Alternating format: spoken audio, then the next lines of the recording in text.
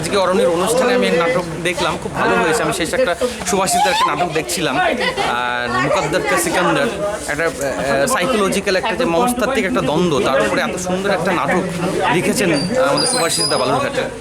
যে আমাদের প্রত্যেকটা মানুষের মধ্যে যে একটা সুইসাইডাল টেন্ডেন্সি থাকে, প্রত্যেকটা মানুষ কখনো না কখনো একবার না হলেও মানে মরতে চায়। কাজে কোনো না একটা মানুষ হয়তো কোনো রকম সমস্যায় পড়েছে, কারো চাকরি নেই বা চাকরি হারিয়েছে, কারো পারিবারিক সমস্যা, কারো পার্সোনাল সমস্যা, কিন্তু এই সমস্ত সমস্যা থেকে মানুষের একটা সাইকোলজিক্যাল টেন্ডেন্সি হচ্ছে পালিয়ে যাওয়ার জন্য আমাদেরকে সহজলভ্য উপায় হচ্ছে সুইসাইড করা। সেই জায়গা থেকে দাঁড়িয়ে কিন্তু সুইসাইডাল তো মানে মৃত্যুটা তখন সমস্যা সমাধান নয়।